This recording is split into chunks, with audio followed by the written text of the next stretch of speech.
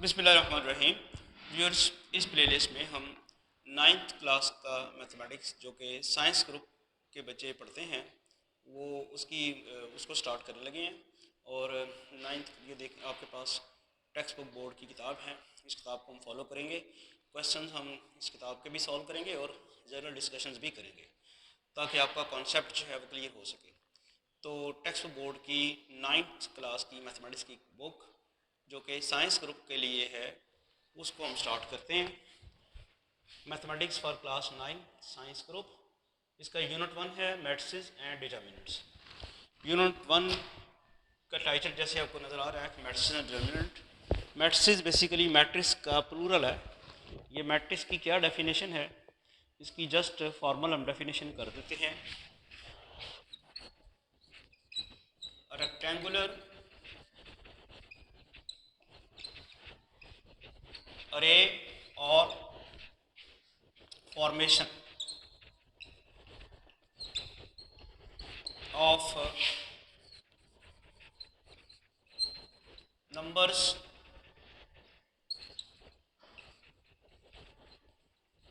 enclosed in brackets is called matrix। अब definition देखते हैं, इसका मतलब क्या है। रेक्टेंगुलर अरे, अरे बेसिकली फॉर्मेशन या अरेंजमेंट ही है। और नंबर्स की क्या है, वैसे तो यहाँ नंबर्स हम कह रहे हैं, नंबर्स के अलावा कुछ और भी आ सकती है चीज़ें। और उस अरेंजमेंट को कह रहा है कि वो एनक्लोज इन ब्रैकेट्स। मिसाल के तौर पे 1 2 3 7 0 5। अब ये एक रेक्टेंगुलर अरे और फॉर्मेशन और अरेंजमेंट ऑफ नंबर्स है जिसको हम ब्रैकेट्स में एनक्लोज कर रहे हैं। तो ये एक मैट्रिक्स है। अब जैसे इसकी मैट्रिक्स हमने लिख ली, जो डेफिनेशन थी उसके मुताबिक हमने मैट्रिक्स लिख ली है कि नंबर्स लिखे हैं। और नंबर्स को हमने क्या किया है, रेक्टेंगुलर की फॉर्म आपको नज़र भी आ रही है और अरेंजमेंट आपने लगा दी है। लेकिन इसकी फ़र्दर क्लासिफिकेशन की ज़रूरत है। फ़र्दर क्लासिफिकेशन में अब ये पता कैसे चले कि हमने 1 2 3 ऐसे लिखना था या ऐसे लिखना था। कोई बच्चा ऐसे भी तो लिख सकता है, यानी 1 2 3 7 0 5 और इस को ब्रैकेट में एनक्लोज कर दे। अभी भी तो ये मैट्रिक्स ही है। बात फॉलो कर रहे हैं आप। दिस इज़, आप अपना क्वेश्चन जो है रेज कर सकते हैं।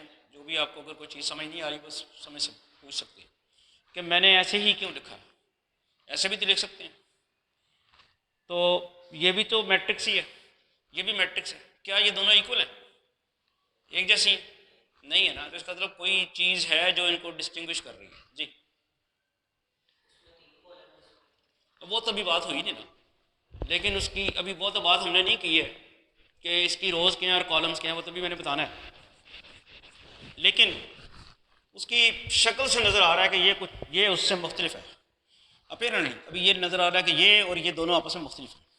अच्छा चलें, अब ये भी तो हो सकता था कि मैं आपको कहता तो आप ये लिख दे, इस तरह लिखने की बजाय आप लिख देते 7 0 5 1 2 3 और इधर भी आप ऐसे ही कर देते 7 0 5 और 1 2 3।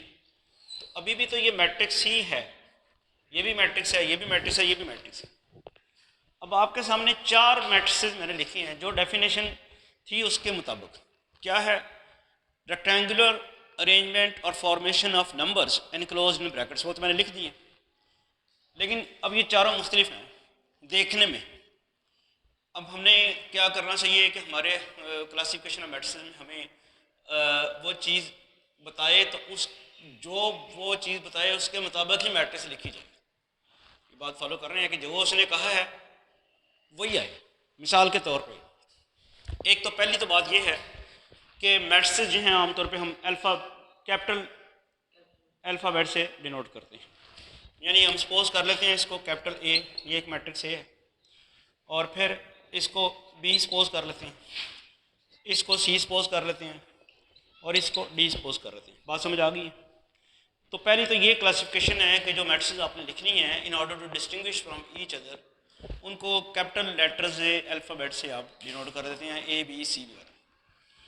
उसके बाद एक चीज़ और भी आती है, ये जो मैट्रिक्स लिखी है इसमें आप अगर गौर से देखें तो इसकी रोज है, इसको हम इस रो को रो 1 कह देते हैं, और एक ये भी रो है, इसको हम ये हमारे पास होगी रो 2, ठीक है, रो 1 रो 2। एक और भी चीज़ है, इसका ये एक कॉलम भी है C1, कॉलम 2 है, और ये कॉलम 3 है। यानी ये जो मैंने मैट्रिक्स ए लिखी थी जो थी 1 2 3 7 0 5, इसकी रोज कितनी है? 1 2 2 इसकी रोज है। इसके कॉलम्स कितने हैं? 1 2 और 3 इसके कॉलम हैं। रोज लिखनी भी आ गई, कॉलम लिखनी भी आ गई। ये नंबर ऑफ रोज और नंबर ऑफ कॉलम्स जो हैं इसको ऑर्डर बनाता है। तो ऑर्डर ऑफ द मैट्रिक्स क्या होगा? Order of matrix, number of rows by number of columns of a matrix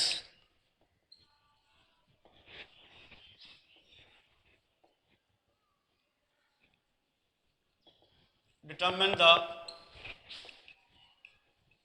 order of that matrix. और आप कह सकते हैं डिटर्मन की बजाय आप लफ्ज़ कह सकते हैं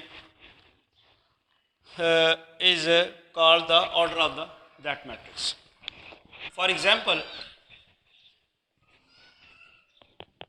ये जो मैट्रिक्स मैंने ए लिखी हुई है ये है 1 2 3 7 0 5, इसकी रोज़ आपने पता कर ली है 2 है, और इसका कॉलम्स कितने हैं?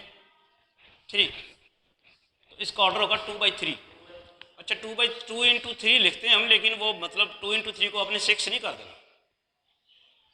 जब आप मैट्रिक्स का ऑर्डर लिख रहे होंगे तो उसको 6 नहीं करना। ये बता रहा है कि नंबर ऑफ रोज़ हैं, ये बता रहा है कि नंबर ऑफ कॉलम है। तो हम कहते हैं जी कि ऑर्डर ऑफ ए इज 2/3। और एक दफ़ा और भी कह देते हैं, और matrix A is of order 2।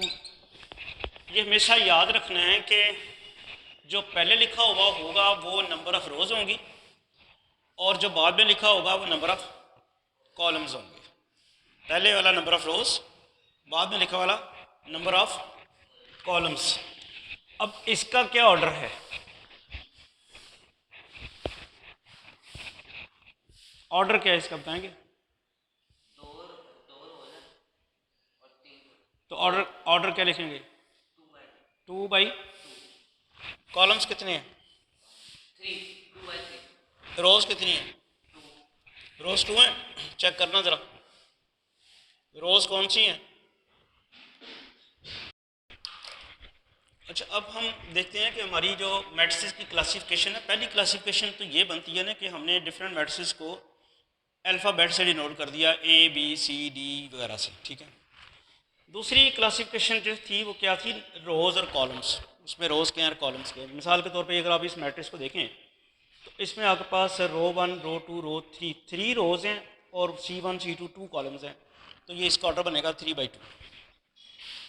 ये मैट्रिक्स है, इसमें भी आपके पास 2 रोज़ और 3 कॉलम्स हैं 2/3, और ये मैट्रिक्स 3 रोज़ और 3/2। अब मैं आपसे ये पूछ रहा था कि ये जो मैट्रिक्स बी है और मैट्रिक्स ए है, इनके ऑर्डर तो सेम है, लेकिन ये मैट्रिक्स डिफरेंट हैं, सेम नहीं हैं, क्योंकि आप बता रहे हैं कि इनके एलिमेंट्स डिफरेंट हैं। पहली क्लासिफिकेशन क्या थी कि मैट्रिसेस को अल्फ़ाबेट ए बी सी से डिनोट किया। दूसरी क्या है, उनके ऑर्डर्स। तीसरी क्या है कि अंदर जो एलिमेंट्स हैं उनकी पोजीशनिंग। अब आप देख रहे हैं कि इसकी जो यहाँ एलिमेंट फर्स्ट रो में पड़े हुए हैं वो उसके नहीं है, इसकी जो सेकंड रो में पड़े हुए हैं वो उसकी सेकंड रो के नहीं है जी। अब हालांकि इन दोनों मैट्रिसेस का ऑर्डर सेम है, तो दोनों मैट्रिसेस का ऑर्डर सेम होने के बावजूद मैट्रिसेस जो हैं उनके इक्वल नहीं होंगे। और तीसरी क्लासिफिकेशन जो है ना वो इन एलिमेंट्स की है, यानी ये जो मैट्रिक्स डी मैंने लिखी है इसकी कितनी रोज हैं, 1 और 2, और कॉलम्स कितने हैं, 1 2 3 4, तो 2/4 हो गया। तो मैट्रिक्स डी की इसका ऑर्डर हो गया 2 और कॉलम 2/4 ऑर्डर, मतलब इसका नंबर ऑफ रोज 2 और कॉलम्स 4। मैंने यहाँ इसके एलिमेंट्स खास तरह से लिखे हैं, ज़रा गौर करें, जस्ट वो बताने के लिए कि मैट्रिक्स के अंदर एलिमेंट्स की जो पोजीशन है वो किस तरह जाहिर की जाती है। मैट्रिक्स को लिख लिया गया कैपिटल लेटर से, उसके ऑर्डर को इस तरह लिख दिया गया, जो अंदर एंट्रीज हैं वो कैसे लिखनी है। मिसाल के तौर पे मैं आपको कहता हूँ जी मैट्रिक्स के अंदर आप 7 लिखें, तो आप कहेंगे जी कहाँ मैं लिखूँ। मसलन मैं कहता हूँ भाई 2/3 की मैट्रिक्स है जिसके मैट्रिक्स के ऑर्डर रोज 2 हैं, कॉलम 3 हैं, 7 लिखें, तो आप यहाँ भी लिख सकते हैं, यहाँ भी लिख सकते हैं, यहाँ भी, यहाँ भी, यहाँ भी, आपको तो पता ही नहीं कहाँ मैं कह रहा हूँ। उसको पता करने के लिए फिर क्या सिचुएशन है, ये इसको पढ़ेंगे कैसे, इसको ए 1 पढ़ेंगे, A11 नहीं पढ़ेंगे। अच्छा A11 क्यों पढ़ेंगे, ज़रा गौर करें। इस मैट्रिक्स की कितनी रोज हैं, 2, और इसके कॉलम्स 4 हैं। इसको मुझे बताओ कि ये वाला जो एलिमेंट पड़ा हुआ है ये कितनी रो में पड़ा हुआ है, फर्स्ट रो में, और कितने कॉलम में पड़ा हुआ है। दैट्स वाई हमने यहाँ पे क्या लिखा हुआ है, ये पहला 1 किसको डिनोट कर रहा है, नंबर ऑफ रो को, दूसरा नंबर ऑफ कॉलम को। अगर मैंने ये लिखा है ये किस रो में पड़ा हुआ है, इसलिए A12 लिखा हुआ है। पहला जो इंडेक्स है ना वो रो को शो कर रहा है, दूसरा इंडेक्स जो है किसको शो कर रहा है, कॉलम को, कॉलम। अच्छा ये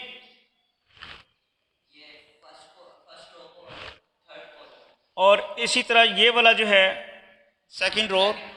अब समझ आ गई है, इसको पढ़ना क्या है, A11 A12 A13 A14 A21 A22 A23 A24। अब अगर ये पता चल जाए आपको तो बड़ी आसानी से आप लिख सकते हैं कि एलिमेंट्स कौन कौन से। अब मैं एक क्वेश्चन आपको देता हूँ और आपसे पूछता हूँ कि आप क्वेश्चन ये है, write a matrix of order 2/2 where, write a matrix A लिख लें ताकि आपको मैट्रिक्स का नाम भी आ जाए। Matrix A of order 2/2 where A11 is equal to 1, A12 is equal to 3, A21 is equal to 9 and A22 is equal to -1। एक तो ये होगी मैट्रिक्स। पहले तो ये मैट्रिक्स आप लिखें ज़रा जल्दी से अपने नोट्सों में, ये मैट्रिक्स लिख के मुझे बताएं मैट्रिक्स कैसे लिखेंगे। मैट्रिक्स ए और उसके एलिमेंट्स मैंने बता दिए, मैं जल्दी करें जल्दी करें। तो ठीक है, शाबाश आपने लिख लिया। अब इसको मैं आंसर आपको मैं भी लिख देता हूँ। देखें मैट्रिक्स ए लिखनी है, ये मैट्रिक्स ए होगी 2/2। ये विजिबल है, ज़रा देखिएगा, ये लाइन विजिबल है। चलें मैं मैट्रिक्स ए यहाँ पे जाके वही वाली मैट्रिक्स ए जो है वो यहाँ पे लिख देता हूँ। ये आउट ऑफ रेंज हो गया, यहाँ लिख। देखें मैट्रिक्स ए लिखनी है और उस 2/2 ऑर्डर की है। अगर वो 2/2 ऑर्डर ना भी कहता तब भी बात समझ। यहाँ आना है A11, ज़रा गौर करें, A11 यहाँ क्या आना है A12। पहले वाला 1 रो के लिए है, फर्स्ट रो लिखनी है, और यहाँ क्या आना है A21 A22। ये अगर आपने सही लिख दिया तो आगे तो मसला ही कोई नहीं है। यहाँ पे फर्स्ट रो और फर्स्ट कॉलम का एलिमेंट आना है, फर्स्ट रो और सेकंड कॉलम का एलिमेंट आना है, सेकंड रो और फर्स्ट कॉलम का, और सेकंड रो और सेकंड कॉलम का। अगर ये आपको पता चल गया है तो फिर आप बड़ी आसानी से लिख लेंगे। यानी आपको पता है कि ये रो 1 है और आप रो 1 है तो आप गौर कर रहे हैं यहाँ पहला सबस्क्रिप्ट जो है 1 ही है। ये आपके पास रो 2 है, पहला सबस्क्रिप्ट आपके पास रो 2 ही है। इसी तरह अगर आप देखते हैं ये कॉलम 1 है, पहला जो दूसरा सबस्क्रिप्ट है 1 है और ये कॉलम 2 है, दूसरा सबस्क्रिप्ट जो है वो 2 है। तो मैट्रिक्स ए जो उसने पूछी हुई है उसके मुताबिक फिर क्या ना A1 उसने दिया 1, A12 उसने दिया हुआ 3, A21 दिया हुआ 9 और A22 क्या दिया हुआ है -1। तो इस तरह से आपको मैट्रिक्स लिखनी आ गई।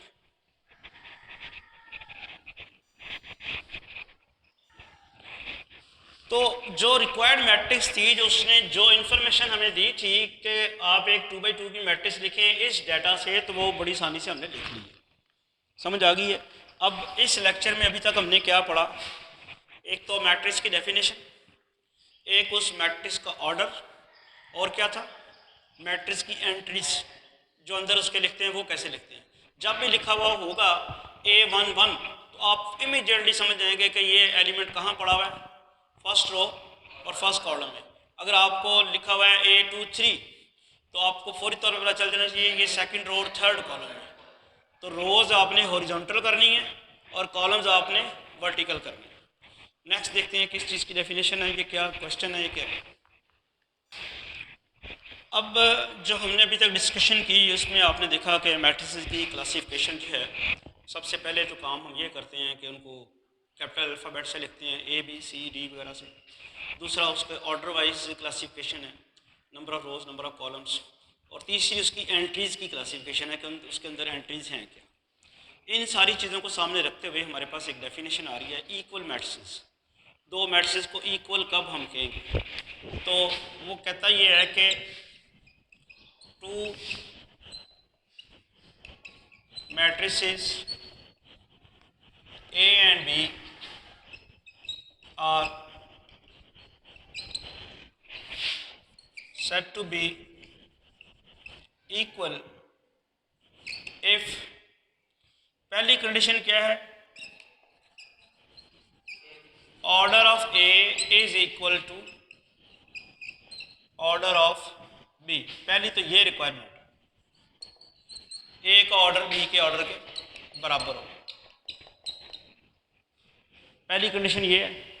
दूसरी ये है कि उनके corresponding equal elements are equal. Corresponding element से क्या मुराद है वो भी हम डिस्कशन करते हैं यहाँ पे।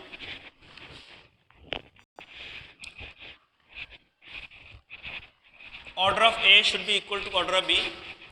और सेकंड इसकी क्या है, देयर करस्पॉन्डिंग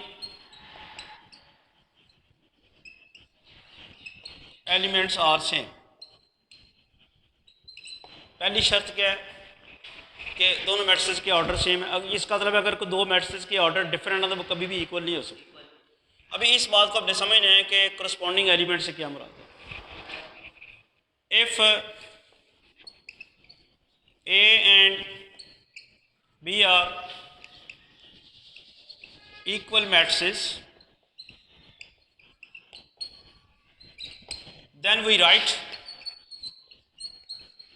जी, हम इसको लिखते हैं A is equal to B। ठीक है। अब इसको समझने के लिए बुक की एक एग्जांपल है, वो ज़रा देखते हैं और वहाँ हम इक्वल मैट्रिसेस का कॉन्सेप्ट। अब ये देखें, बुक की एक एग्जांपल है, मैट्रिक्स A 1 3 -4 2, मैट्रिक्स B 1 2 + 1 -4 2 -4 -2। हमने ये देखना है कि क्या ये मैट्रिसेस इक्वल हैं कि नहीं है। सबसे पहला क्या काम है, क्या चीज़ आप देखोगे, बताएं ज़रा। सबसे पहले क्या देखोगे, इक्वल की डेफिनेशन के मुताबिक सबसे पहले क्या देखना है?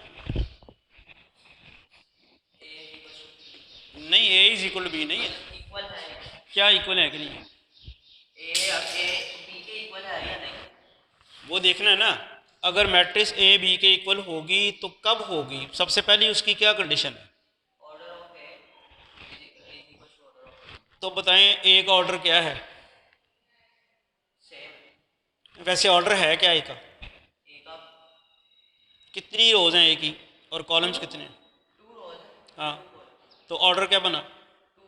2/2 और इसका 2 rows है, 2 columns। 2 कॉलम है, इसका भी, यानी ऑर्डर तो सेम है। यानी जो पहली कंडीशन है इसके मुताबिक order of A is equal to order of B, और वो है क्या? 2। अब जो सवाल था ना आपका करस्पॉन्डिंग एलिमेंट्स, ये एलिमेंट जो है ये A11 है ना, और ये एलिमेंट क्या है? ये B11 है। मैट्रिक्स ए के लिए ये A11 और B11, तो ये दोनों करस्पॉन्डिंग है। यानी ये जो एलिमेंट जो ये वाला है जो कहाँ पड़ा हुआ है? फर्स्ट रो और फर्स्ट कॉलम में, वो उसके फर्स्ट रो और फर्स्ट कॉलम के एलिमेंट के बराबर होना चाहिए, है। शाबाश। इसी तरह ये इसका ये जो आप तुम पूछे थे ना करस्पॉन्डिंग एलिमेंट्स, उसका मतलब ये है, ये एलिमेंट कहाँ पड़ा हुआ है? ये फर्स्ट रो और सेकंड कॉलम A1 2 है, उधर फर्स्ट रो और सेकंड कॉलम का ये वाला एलिमेंट है, सेम है, ये 3 है और वो 3 है। इस एलिमेंट को इसके बराबर नहीं कर देना, ये एलिमेंट सिर्फ इसके करस्पॉन्डिंग एलिमेंट है, ये एलिमेंट सिर्फ इसके करस्पॉन्डिंग एलिमेंट है, ये एलिमेंट इसके करस्पॉन्डिंग नहीं है, ठीक है। इधर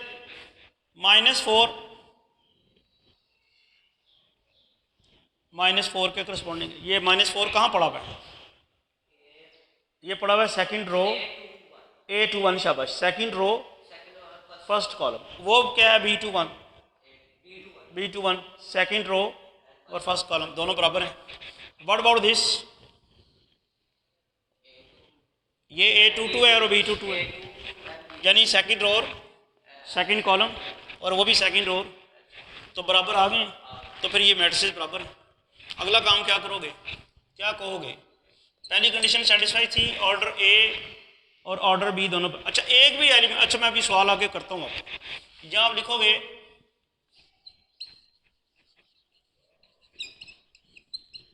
corresponding elements are equal, सो क्या दोनों कंडीशन सेटिस्फाई होगी? मैट्रिक्स ए जो है बी के बराबर। क्लियर होगी बात? पहली शर्त क्या है? दोनों के ऑर्डर सेम हो। दूसरी क्या है? करस्पॉन्डिंग एलिमेंट सेम हो। अब करस्पॉन्डिंग एलिमेंट्स का मतलब समझ आ गया? जिस पोजीशन में पहली मैट्रिक्स का एलिमेंट पड़ा हुआ है उसी पोजीशन में दूसरी का पड़ा हुआ है, उसी पोजीशन में दूसरा जो है वो उसके बराबर हो, वो करस्पॉन्डिंग है।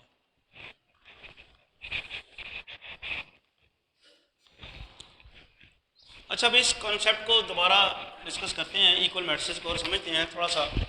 लेट एक मैं मैट्रिक्स लेता हूँ, सी मैट्रिक्स है 1 2 0 5 6 3, एक मैट्रिक्स ये सी है, और एक मैट्रिक्स मैं डी ले रहा हूँ 1 2 5 6। बताएं क्या ये दोनों मैट्रिसेस बराबर हैं, इक्वल हैं? बताएं, शाबाश, इक्वल हैं। क्यों नहीं है? तो क्या बताया आपने कि ये दोनों मैट्रिसेस इक्वल नहीं है। किस वजह से इक्वल नहीं है? हाँ, बस इसको इस तरह कहो ना, आपके इसका ऑर्डर जो है वो है 2/3, 2 रोज और 3 कॉलम्स, और इसका 2/2 है। तो आप यहाँ आर्गुमेंट दोगे कि since order of C is not equal to order of D, so matrix C जो है वो D के इक्वल नहीं है। ठीक है, चलो एक और एग्जांपल ले लेते हैं। मैट्रिक्स C में वही ले लेता हूँ 1 2 0 5 6 3, और मैट्रिक्स D में मैट्रिक्स F ले लेता हूँ, मैट्रिक्स F ले लेता हूँ 1 2 0 5 6 -3। तो क्या अब ये मैट्रिसेस इक्वल हैं? क्यों? एलिमेंट कौन सा डिफरेंट है? हाँ, आप कहेंगे कि ये वाला एलिमेंट जो है एक भी डिफरेंट आ गया। ये कौन सा डिफरेंट आया? A23, और वो क्या है? इसको A23 की बजाय अब क्या कह दोगे? E23, और उसको कह दोगे F23 बराबर नहीं है, ऑर्डर सेम है। यानी आप ये कहोगे order of E is equal to order of F, order of E is equal to order of F। पहली शर्त तो पूरी होगी, दोनों मैट्रिसेस के ऑर्डर तो सेम हो गए, लेकिन अभी इससे आगे भी तो मसला है कि करस्पॉन्डिंग एलिमेंट्स। बट क्या नहीं ठीक है, A33 is equal to sorry A23 is equal to 3, E23 is equal to 3 and F23 is equal to -3। E23 से क्या मुराद है, सेकंड रो थर्ड कॉलम का एलिमेंट इस मैट्रिक्स का। F23 से क्या मुराद है, इस मैट्रिक्स का सेकंड रो वो बराबर नहीं है। यानी हमें पता चला E23 बराबर नहीं है F23 के। So matrices E and F are not equal. तो क्या आपको कॉन्सेप्ट अब समझ आया? अभी तक हमने क्या किया, मैट्रिक्स की डेफिनेशन की है, rectangular arrangement of numbers enclosed in brackets. दूसरी उसकी क्या किया कि matrices are denoted by capital alphabets. तीसरी उसकी क्या बात हुई है, order of the matrix, basically number of rows into number of column determine the order of the matrix. और चौथी क्या है, उसकी करस्पॉन्डिंग एलिमेंट्स, वो हमने बताए। और फिर आखिर में क्या कहा कि दोनों मैट्रिसेस इक्वल कब होंगी, जब उनके ऑर्डर सेम होंगे और करस्पॉन्डिंग एलिमेंट्स इक्वल हों।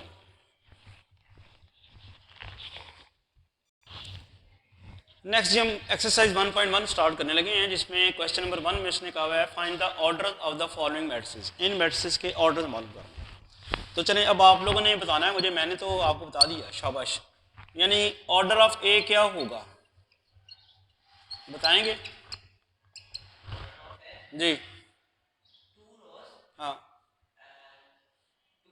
तो इसको लिखना पता कैसे है, 2/2, ठीक है, 2/2। नेक्स्ट ऑर्डर ऑफ बी क्या है, वो भी 2/2 है, ठीक है, 2/2। जी ऑर्डर ऑफ सी 1/2, शाबाश, 1/2, क्योंकि उसकी रो एक है और कॉलम 2 है। जी ऑर्डर ऑफ डी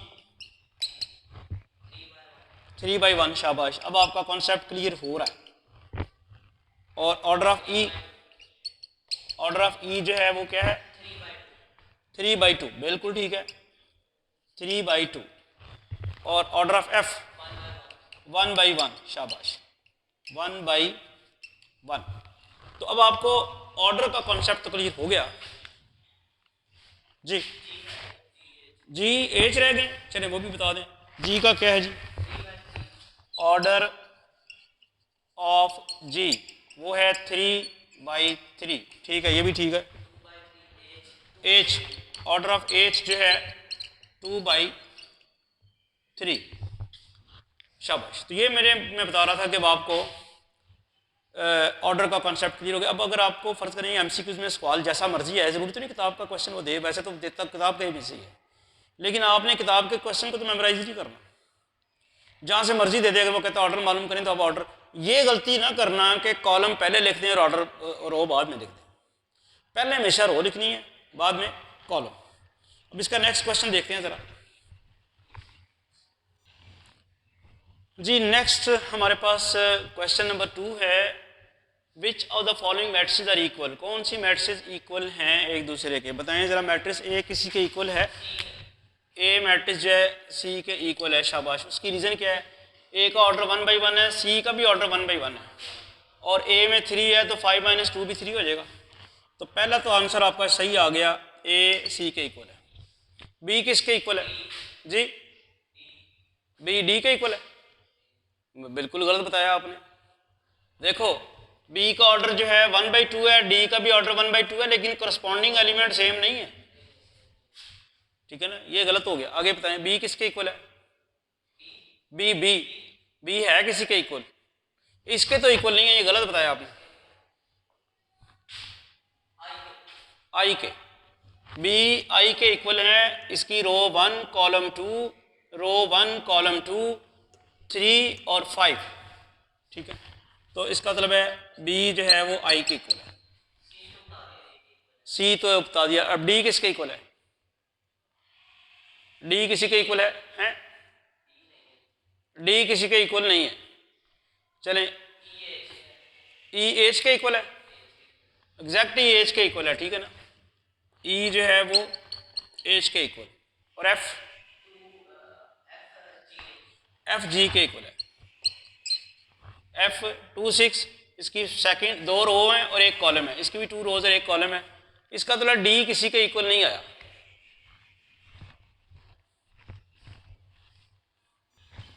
अब इसमें आप गौर करें कि एक चीज रह गई थी, जे।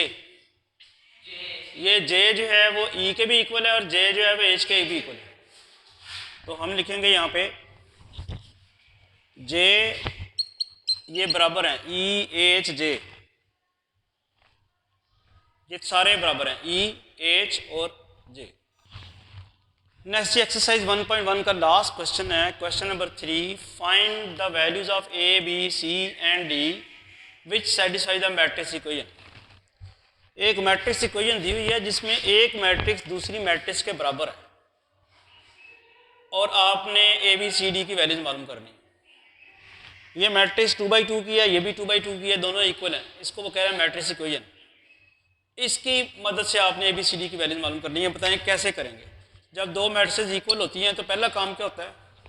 उनके ऑर्डर्स तो वो तो हैं ना। अगला काम क्या होगा? Corresponding elements.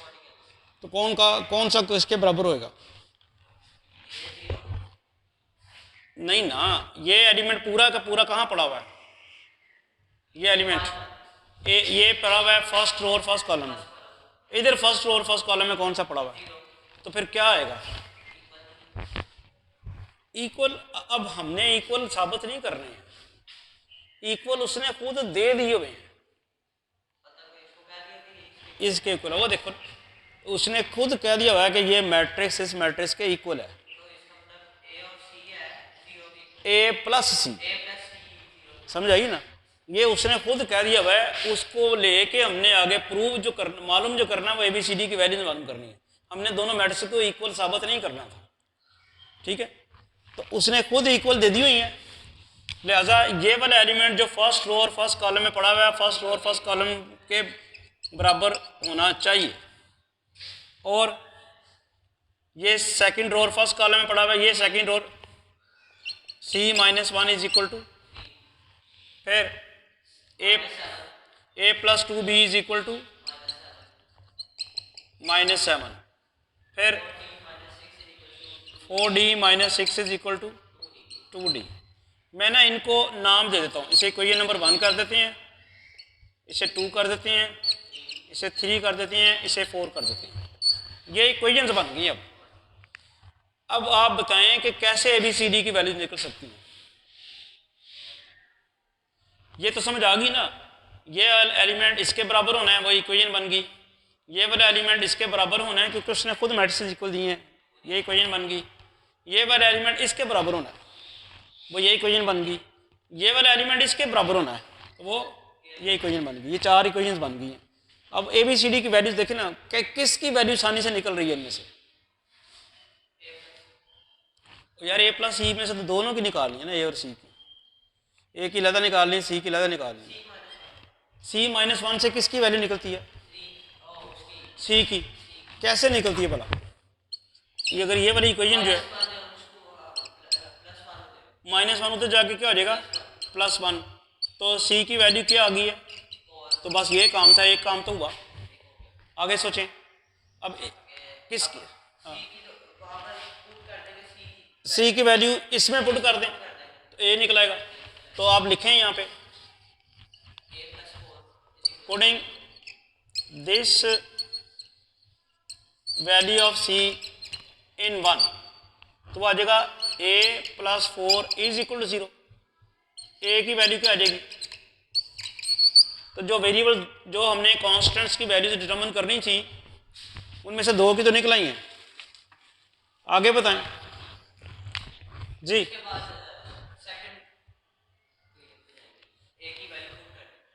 हाँ जी, ए की वैल्यू इसमें पुट कर दें। तो ये पुट करते हैं putting a is equal to -4 in 2, शाबाश आप सही बता रहे हैं। a की वैल्यू -2 पुट की प्लस 2b -4, ये -2 तो चला जाएगा ना, a की वैल्यू -4 है, ठीक है शाबाश, -4 पुट की।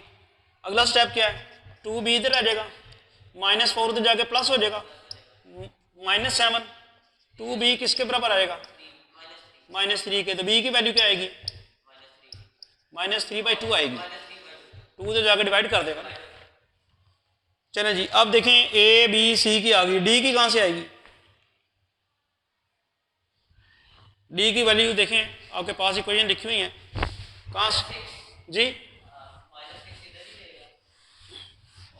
नहीं किस इक्वेशन से d की वैल्यू आ सकती है, d की वैल्यू किस इक्वेशन से निकाल सकते हैं, नंबर दिए हुए आपने 1 2 3 4 दिए नहीं हुए भाई, ये इक्वेशन थी ना, इसमें पहले आपने इसमें से c की वैल्यू निकाली है, वो पुट करके इधर में a की निकाली है, वो a की यहाँ पुट करके b की निकाली है, तो d की वैल्यू के लिए कौन सी इक्वेशन बची हुई है, ये ऐसे निकल जाएगा ना, बताओ ना इधर से। हाँ तो इससे आप लिखें जी फ्रॉम 4 जो इक्वेशन नंबर 4 है उसमें से हमने क्या करना है, 4d इधर है, 2d इधर ले जाओ ना, नहीं वो तो जाएगा ना, 4d है ना, ये 2d तो जाके -2d हो गया, और -6 इधर आके क्या हो जाएगा 6, समझ आई कि नहीं आई, ये 4d था, 2d तो जाके -2d हो गया, और -6 इधर आके +6 हो गया, ये क्या रह जाएगा 2d इज इक्वल टू 6, और d की वैल्यू क्या आ जाती है 6/2 3,